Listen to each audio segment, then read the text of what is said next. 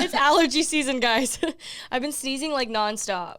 Yeah, I went through a little phase. Though I haven't had a crazy allergy just phase and attack of just where my eyes are watering and everything. But I put a whole Kleenex box in my car now. I definitely feel it a little bit. But I've been doing pretty good. That's good. Haven't gotten sick yet. Knock on wood. Oh, knock on wood on that one. My eyes have been so itchy. Yeah. And like the red part of my eyes have been like puffing up. And I'm like, oh, man. Janay just did a giant yawn. Ooh, it's just so early and... But we're here for you guys. We are here doing Ambition on Fleek. We're ambitious. Yes, we are here to inspire and motivate you through our unique stories from our gymnastics experiences. We are both NCAA, national champions, and know what it takes to be successful athletes.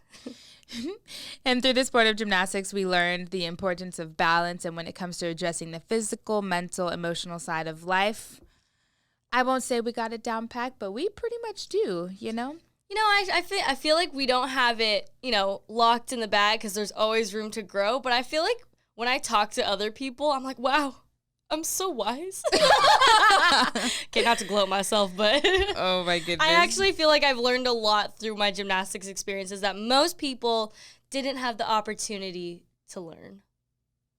So it's nice to pass down that knowledge, definitely. Yeah, I like passing down the knowledge, especially with people who are lost, because I feel like, I feel lost right now, to be honest, with moving on from gymnastics. But in my gymnastics career, I definitely went through like the waves of feeling lost and, you know, not enjoying it, and then injuries, and then healing, and then wanting to quit, and all that fun stuff that comes with gymnastics. So, are we going to talk about Perfect 10 segment or introduce the topic first? Let's do Perfect 10. Okay. You go first. Perfect 10 moments. Okay, Perfect 10 moments. These are the moments that you're proud of during the week and that you think you deserved a perfect 10 for. Perfect 10 is where you have accomplished and are excited about something you have done. It doesn't need to be actually executed perfectly. We just say there is no such thing as perfect. It is what you feel is perfect. And it could be big or small. Big or small. So my perfect 10 moment of the week, I actually watched myself act for the first time ever. Guys, we're making it. I did a student film at USC. I know, I'm sorry, UCLA fans. I did a student film at USC. But I did that in the fall, and they just finally edited it, and they're trying to send it out to a lot of Asian American film festivals. And so I'm super excited, and I got to watch myself on the screen. At first, one eye was closed, and I was like, oh, this is like cringy. And then I finally ended up watching myself, and I thought I did a really good job. So now I can see myself actually acting, because before I was just watching myself do auditions with a white blank wall behind me. So didn't know what I was really capable of there. Oh my goodness. That's the greatest feeling though, when you finally see yourself doing what you love, and yeah, it's the first, big step, and you don't know how it's going to go, but then you watch yourself or you exit that experience and you're like, you know what? That wasn't horrendous, and I can pursue this. This is great. Well, it's kind of like in gymnastics, too. When I was younger, you're kind of just going through the motions. You just do it because you enjoy it. But when you actually start competing, then people are like, oh, have you ever thought about the Olympics? Like, you know what I mean? And then you really think about it, and you actually get more motivated to go work. Like, you actually get more motivated to go to practice because now you have a purpose of why you're training. So I think that was what I was missing, a purpose of why I was doing the acting classes, because it was fun, but at the same time, like, I just couldn't see my potential. And now I'm like, ooh, I could work on this, I could work on that. And so I'm like really excited to go back to my acting class. I want to sit in on one of these acting classes, You could audit if you want. You good there, Jay? I swear, I've helped my friends read lines. Janay helps me read lines all the time. Literally since middle school, because I've always had aspiring actors in my life. So I feel, I always just help you out. So you're like, hey, you want to read lines? I'm like, yeah, I got this down. I got this down. I'm always up to read lines with people. She knows what the dash means. Janay, what was your perfect 10 moment? So if you guys don't know, I currently work in a law office with attorneys, and it could get pretty hectic. And the job that I have, it is multitasking on a whole new level that, whew. So, yeah, I remember texting Janay one day, and she gave me like a one-word answer, and I'm like, "Ooh, she's having a busy day at work today." So basically, one of the days last week, it was just a really big day, super important for one of the attorneys, and I was kind of managing this whole client meeting, we'll say, and I just think I handled that pressure and the level of multitasking so well, because I also sit at the front desk, so I answer all the calls. So as I'm like setting up and doing all these things, there are people calling to the office, and I got to transfer that over, and I got to set up food here, and I got to set up the dial-in here, and then, and it's just 1,000 things going on at once, and I just feel that I handled that with such poise, let me tell you. And so I'm really I'm really proud, and just kind of to receive that gratitude, and kind of know that I'm doing my job well, for that being for this being my first real job, you know what I mean? Not just a summer job, not just, like an internship, like this is my first real job. So, it's a huge learning curve, and I'm definitely learning a lot on the professional side of things. So I definitely think that I can carry most of these lessons with me for the rest of my life. For the rest of our lives, and to this podcast. And I'm the baby of the office, granted, like I'm the absolute youngest. So it's also interesting working with people that are like 20 years older than me. they all have families. Yeah, like, for real. They have their family pictures. Janay has her like nothing. What do you have? Here's the thing, because I have pictures from, UCLA gymnastics, because, I got to carry that part. That was just such a big part of my life. So I have pictures with little girls, and there's this family. These little girls could be my little sisters, basically. But a lot of people that come into the office think that they're my daughters, and there were 3 of them. And I'm that was funny. And I was like, okay, well, I totally could have been a teen mom, but that wasn't my situation. But I remember being so offended. Like, do I even look like a mother? Like, how dare you? Someone thought I was 30 years old, and I was like, what?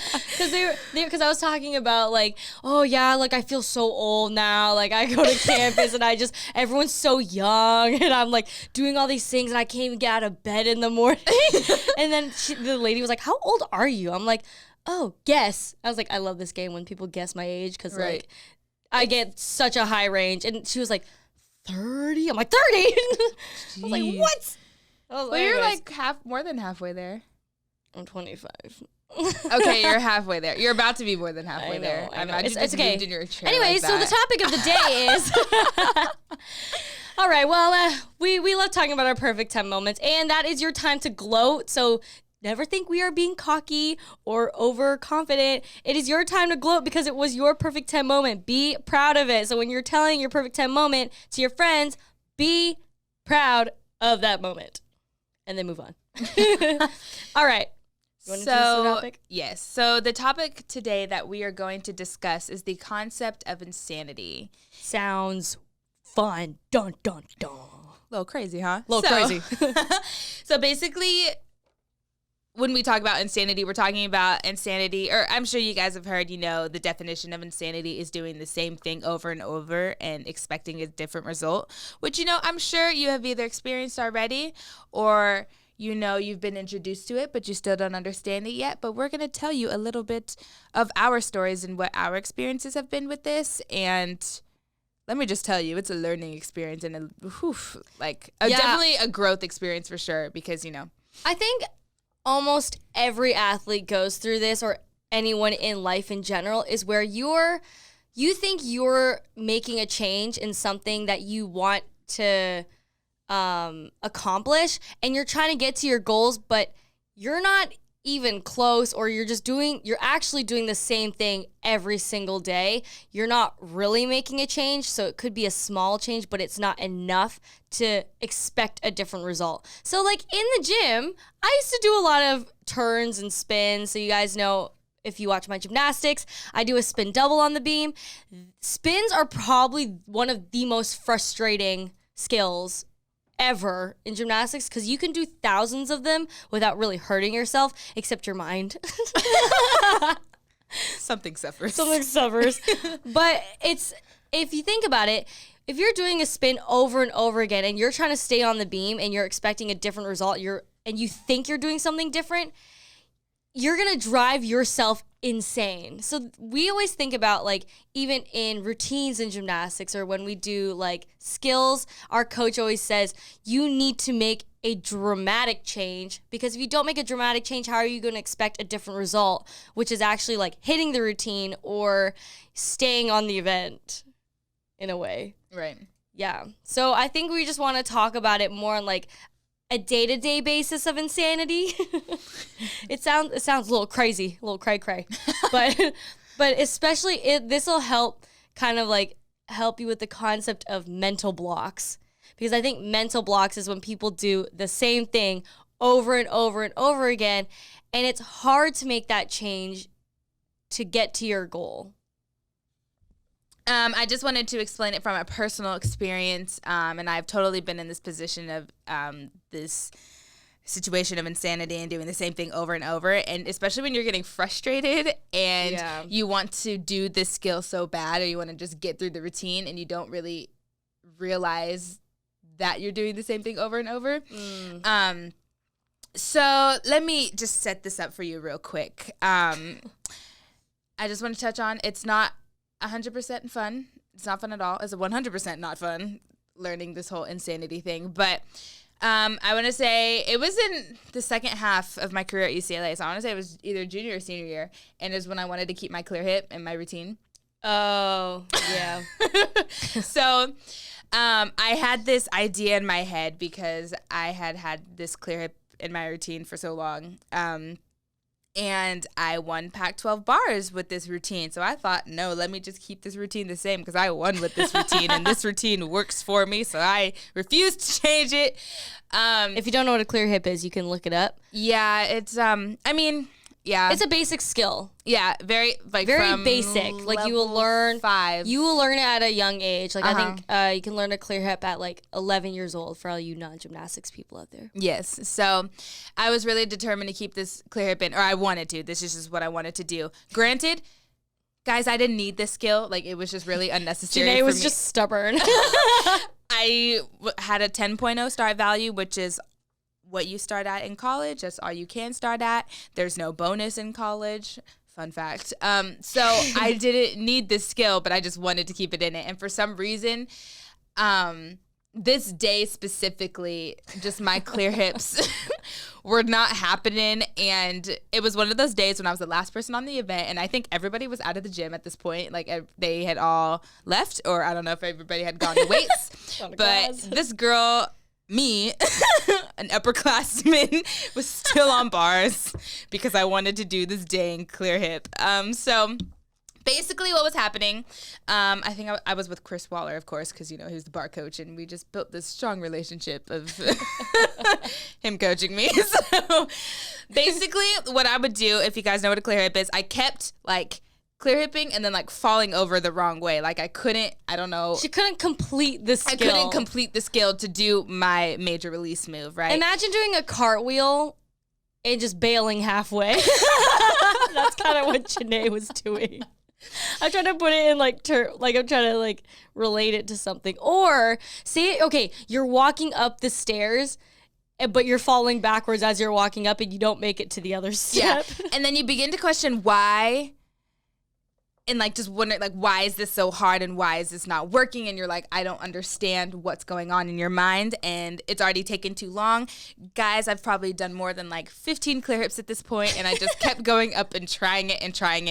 And it was literally, I was making no changes. Like, like it was the exact same mistake over and over and over. Here's the thing with the term of insanity, it's when you are trying so hard. Like, we're not saying that you're just doing the same thing monotonously, like just going through the motion. No, you are trying so hard to either complete the task or complete your goal, but for some reason, you can't comprehend why you're not getting to the goal. That's why we say it's the definition of insanity, because you're doing the same thing over and over again without realizing it, because in your heart of hearts, you really think that you're doing this skill out of like, I'm gonna do it this time. Like you got like you're fueled up and you're fired and you're like, I'm gonna do it. But then in reality, you're really doing the same thing over and over again. So that's why we say it is the concept of insanity, because you're like, on the outside perspective, people are like, why doesn't she just make a change? But you're like, but you're all fired up because you're like, I am like, I'm making a change. I swear. Yeah, I am like, I'm motivated. Like you feel different. Like, of course you feel different. It's frustrating. So, and just know that it is okay to go through this experience. Everybody goes through. Oh my goodness, everybody goes through this experience, and just know that this needs to happen with this, cringy thing that, of this whole insanity thing, because you learn about yourself and the tendencies you pick up when you're stressed. And this is what I learned. So basically, at this point, I was very frustrated. The coach was frustrated with me. And yeah, from the outside perspective, like you said, he's like, you're not making a change. You're making the same mistake over and over. And like, I was like, when we watched Janay, when she was going through that, and we were like, oh man, Jay, come on. Like just do something different. Like, just do something different. And Janay's like over there, like chalking up, like aggressively. Oh my gosh. You were really just helping me relive this moment. I'm sorry. So I feel that when you get frustrated and frazzled, you may think you're making a change, but in reality, you're focusing on not doing the same mistake again. So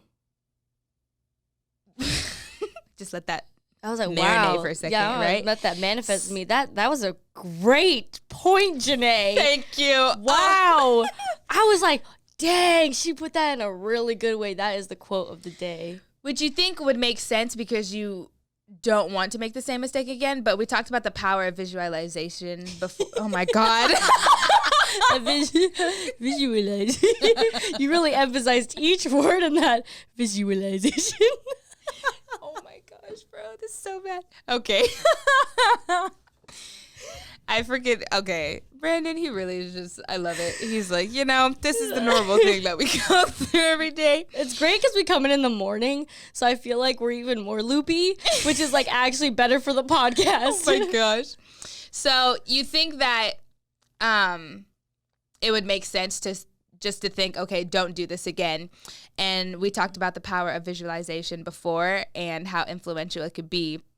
But when you're thinking about not doing the same mistake and you're picturing the exact same thing you don't want to do, that's the only thing you're focusing on at that point. You know what's interesting is when we learned about putting your energy out in the universe, you always want to say, I'm going to do this, or I'm the most beautiful. If you say, I don't want to take as many naps, your brain actually cancels out the don't part and actually cancels out the no. So it says, I don't want to take like 5 naps a day.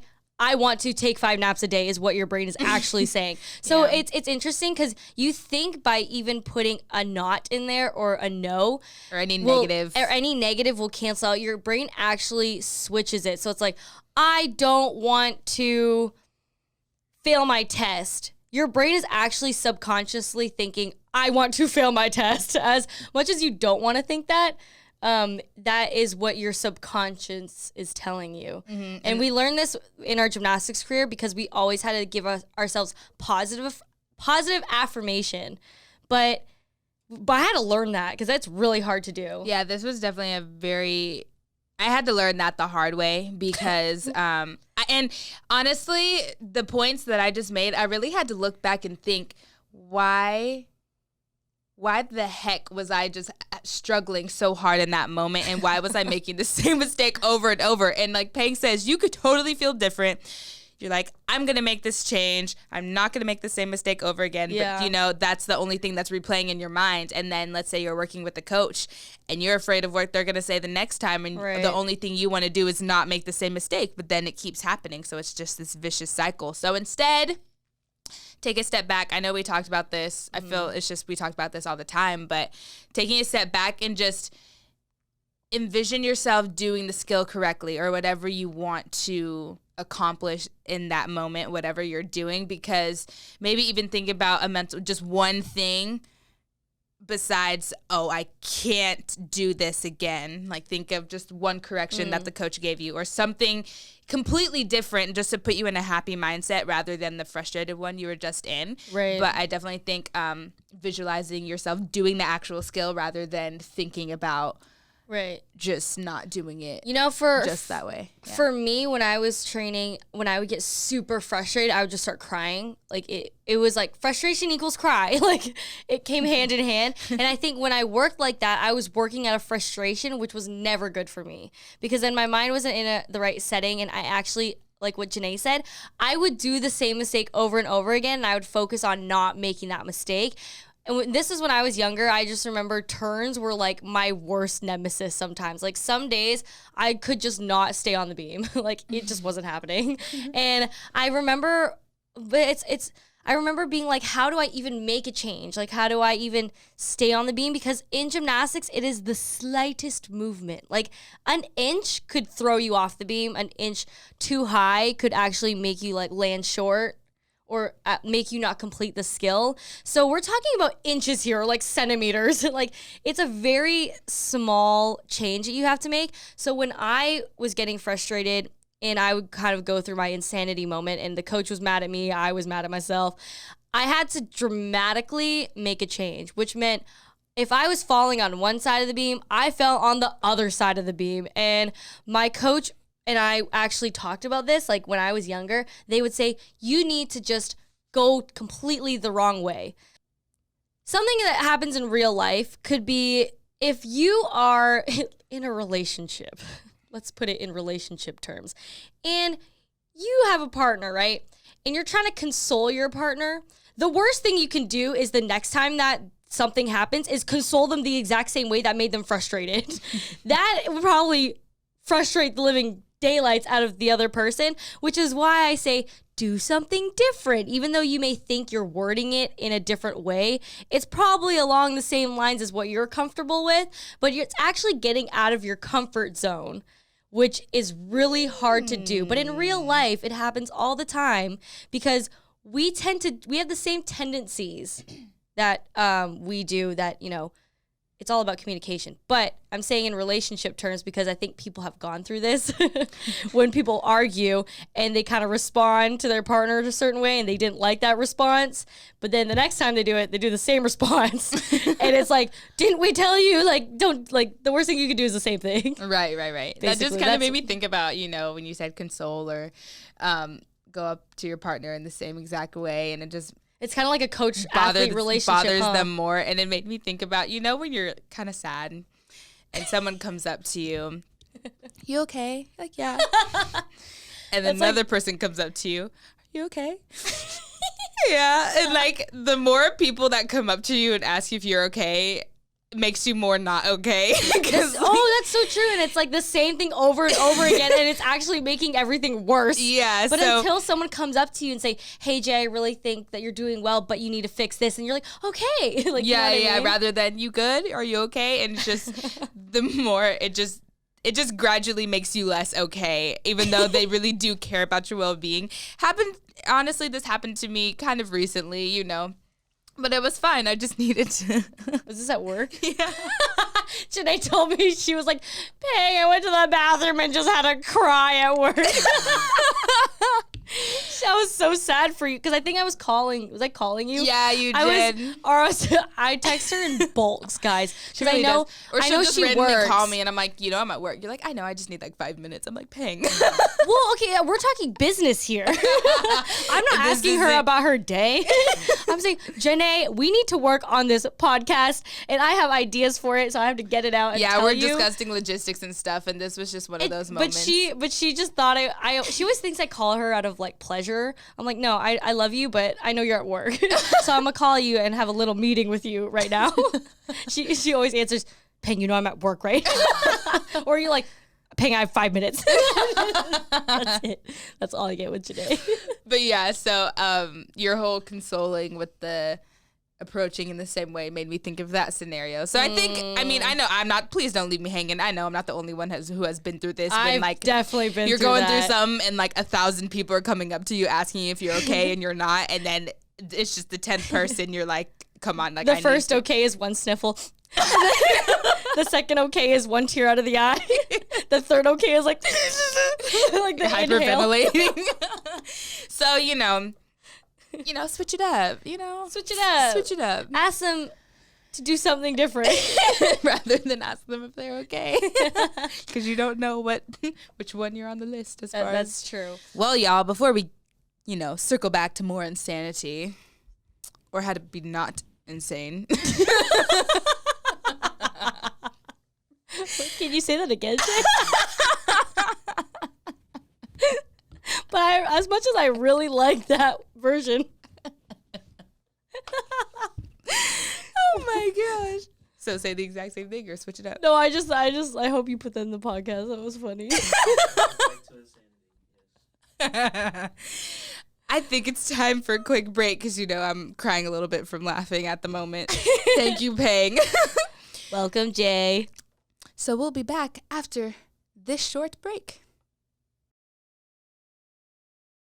Welcome back, everybody. We are Ambition on Fleek, and we are talking today about the concept of insanity. So we're coming back to tell you more insane points. But good insane. Yeah, but it was actually funny before we get started.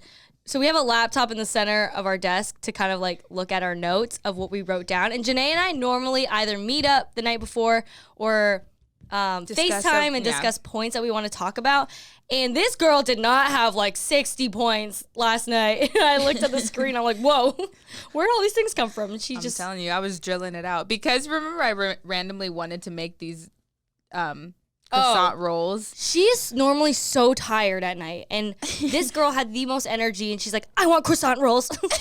She's like, I want high chews.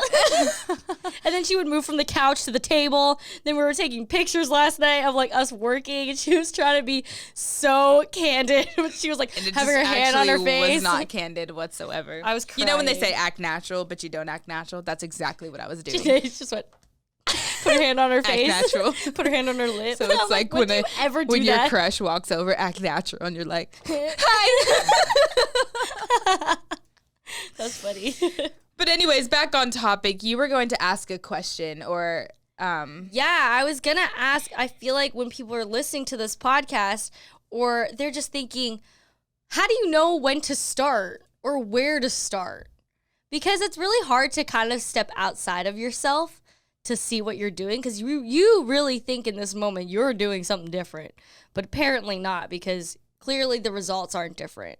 So that's going to make you frustrated. Yeah. So I just thought like, how do you even know if it's a good change or how do you know where to start or how to start? So I always think the best thing to do is write out your thoughts or if you are doing like an athletic thing is to record yourself.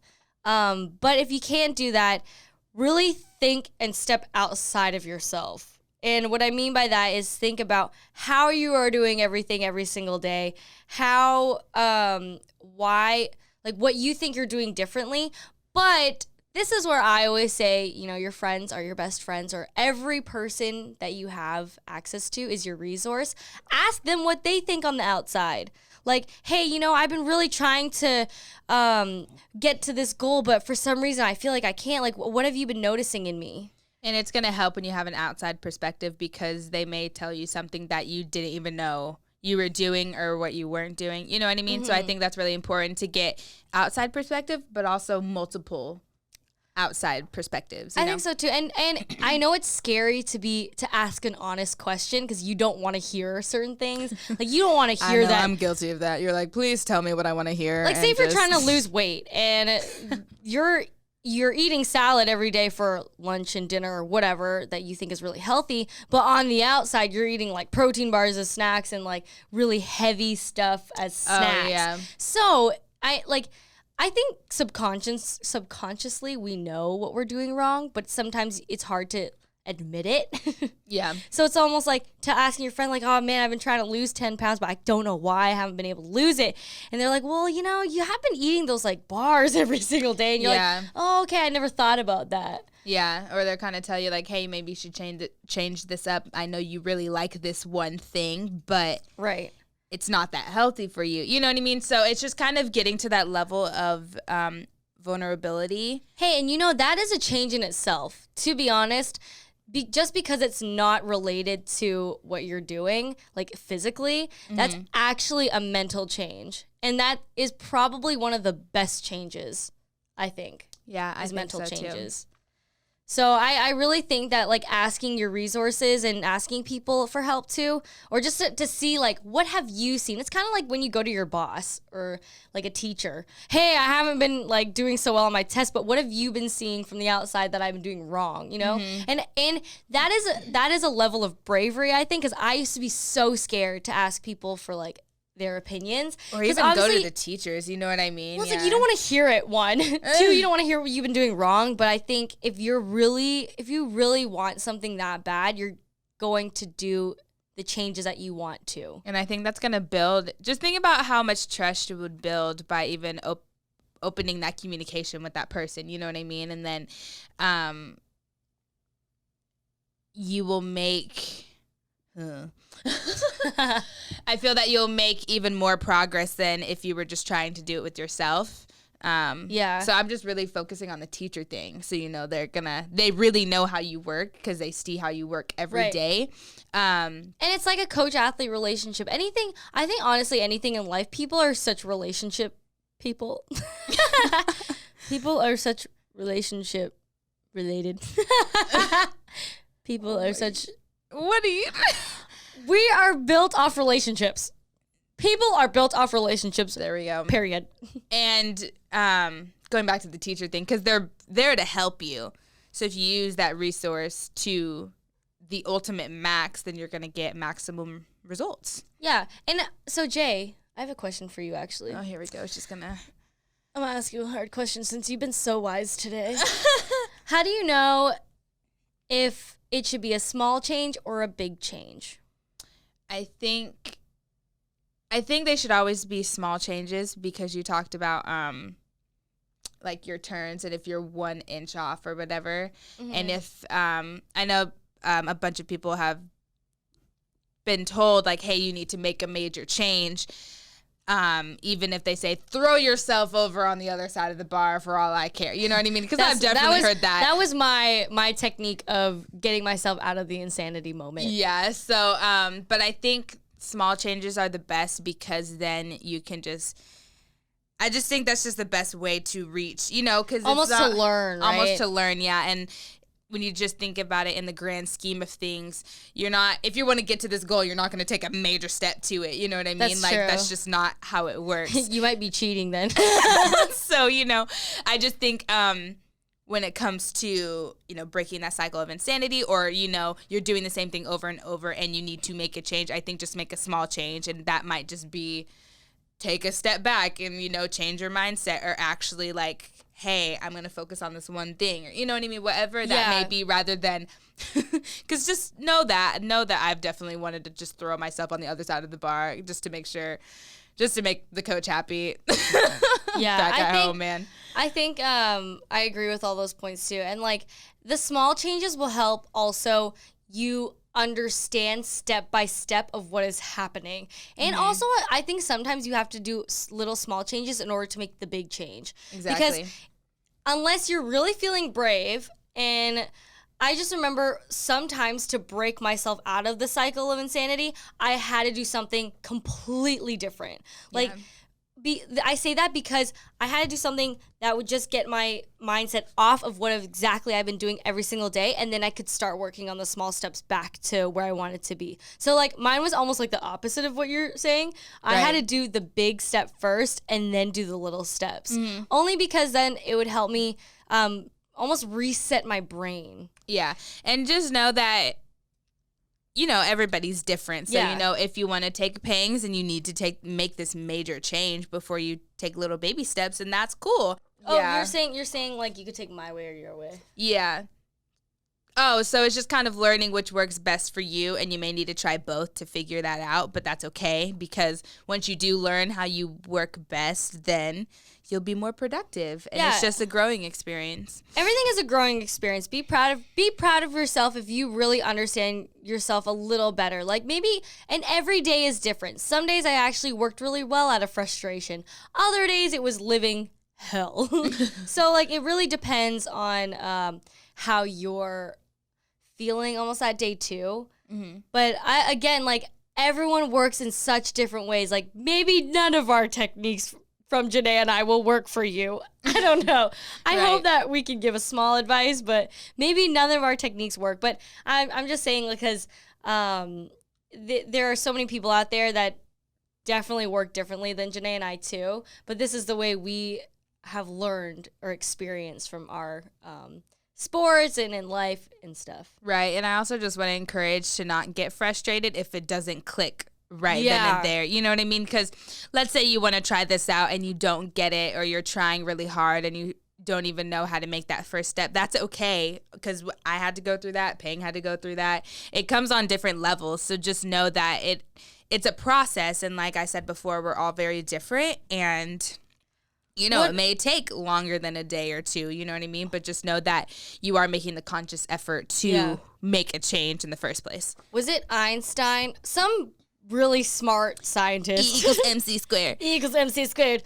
Some smart scientist said out there, you have to fail a bunch of times in order to succeed. And they were like, well, weren't you getting frustrated that you failed like 500 times and you weren't getting the equation that you wanted or something? And he's like, no, because that all led to the one successful equation. So when we're talking about it's okay to fail. It's okay to fail because if you're learning at least something from what you're failing at, all those little points that you're learning are going to make one great result someday. You just have to almost stay positive and have faith that you are going to, because the worst thing you can do is just saying it's never happening, but you don't know that because all the things that you are doing are eventually helping yourself in the long run. And also knowing that those failures don't define you as a person. Yeah, no. Which is another big thing I had to learn too. So once you understand that and know that, you can use those failures, which really, I don't really see them as failures. I always look at them as learning experiences. But yeah, and then it'll, like Peng said, it'll get you to the point where you need to get to. And you're like, yeah, I made it. You're going to be so proud at the end. And be like, and then you're going to tell the stories. Remember that time I fell this many times that one day? Oh my gosh, me on bars with my dang clear hip. I at least did 25, if not 30. It was so sad. It was really sad. I know my teammates were sad for me. It was like, yeah, because we all moved on. They left the gym. Like I was the only one left in the gym at this point. Yeah. I remember it so vividly. Hey, Jay. Did I? Okay. Did you ever nail the clear hip that day? Back to your first point. Oh my goodness. Did I even think that far back? I'm trying to think. So when I was thinking about this experience, I was thinking about the multiple times. And of course, I wasn't thinking about when I got off the event or how I got off the event. I think I eventually did it. Oh, you don't remember? It was a long day, and I think I've pushed it so far back in my mind. But honestly, I think I did do it because I wouldn't have stayed on bars that long if I didn't. And right. You wanted to end on a good note. I wanted to end on a good note, and I don't think Chris would have allowed me to be on bars that long without doing it anyway. You know what I mean? Yeah, that's true. Because I feel that once I got to that point in my career, it's like, okay, take a step back. We'll come back tomorrow. You know what I mean? But I think I did eventually do it, but I had to humble myself and realize that I did not need that skill, and I did not need to keep that skill in my routine and keep the same routine basically all 4 years. I could switch it up. So once I understood that and learned that it would make my routine easier and I wouldn't have to worry about another skill, I was like, you know what? You right. You right. We'll take it out. It's fine. See, that is why it's good to tell people your problems, because then they will help you get through it.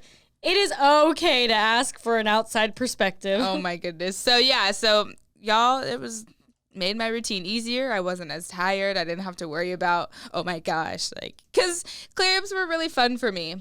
And I think that's another reason why I wanted to keep it in. But the main thing was you don't need it, so why do it? So yeah. It just wasn't happening for Nene. So yeah. Been there, done that. It's all good though. But yes, I did eventually do it. I did it after an hour and a half on bars. Hands were burning. Abs were churning. Eyes were crying. But the day moved on. Cool. All right. Thank you guys so much for listening. We always appreciate when you guys listen. And you know what we appreciate more?